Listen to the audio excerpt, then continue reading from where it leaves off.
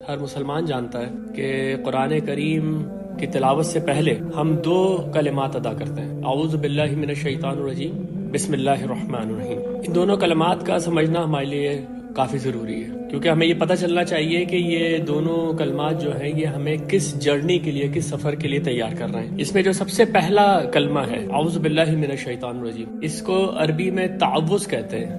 یہ ایک دعا ہے جو کہ دراصل استعاذے کی دعا ہے، یعنی کہ پناہ پکڑنے کی دعا ہے۔ اس دعا کے اندر یہ درخواست کی جا رہی ہے کہ دعا جو مانگنے والا ہے وہ نہایت خطرے میں ہے، نہایت کمزور ہے، تو وہ کسی طاقتور ہستی کی پناہ میں جانا چاہتا ہے۔ جب شروع میں ہمیں یہ کہا جا رہا ہے کہ آپ اعوذ باللہ پڑھیں، تو یہ تصورات ہیں جو اللہ تعالیٰ چاہتا ہے کہ ہمارے ذہن کے اندر مستحضر ہوں، کہ یہ استعاذہ اس لیے ہے کہ آپ قرآن پڑھنے سے پہلے جان لیں کہ آپ بہت کمزور ہیں، جان لیں کہ آپ بہت خطرے میں ہیں اور آپ کو اللہ کی پناہ چاہیے۔ اس استعاذے کی دعا کو ذرا سمجھنے کے لیے تھوڑا سا میں آپ کے سامنے کچھ چیزیں ٹیکنیکلی رکھوں گا تاکہ اور اس کی سگنیفیکینس آپ کے سامنے واضح ہو جائے۔ دیکھیں، عربی زبان میں گرامر کا ایک اصول ہے کہ اگر استفعال کے وزن کے اوپر کوئی بھی ناؤن یا ورب آتا ہے تو اس کے اندر درخواست کرنے کے معنی، دعا کرنے کے معنی، اپلیکیشن دینے کے معنی، اس طرح کی چیزیں اس کے اندر آ جاتی ہیں۔ تو اس لیے عموماً جتنی بھی دعائیں ہیں ان کے نام جب ہم دیکھتے ہیں تو وہ نام اصل میں استفعال کے وزن پر ہی ہوتے ہیں۔ جیسے میں نے آپ کے سامنے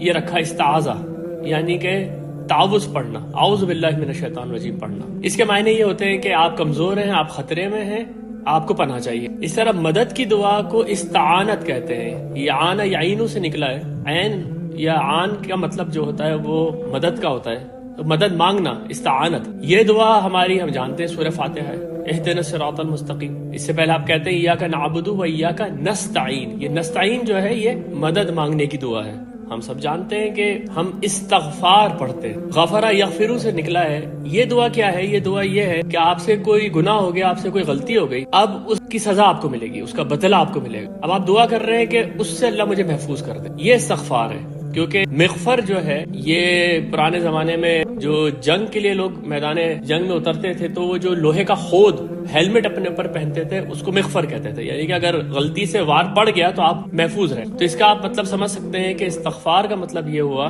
کہ گناہ تو ہو گیا، غلطی تو ہو گئی، اب اللہ کے قانون عدل کے مطابق اس کی سزا ملنی ہے۔ تو آپ نے استغفار کرنا شروع کر دیا کہ مجھے اللہ تعالیٰ اس عقوبت سے بچا لے۔ اسی طریقے سے نصرہ ینصرو کے معنی ہوتے ہیں مدد، خاص طور پہ جنگ کے اندر فتح کی مدد۔ اس سے جو دعا ہے وہ استنصار، یعنی کہ آپ نے مدد کے لیے دعا کی۔ تو اس سے آپ یہ اندازہ لگا سکتے ہیں کہ یہ جو استعاذے کی دعا ہے یہ دوسری دعاؤں سے کتنی مختلف ہے۔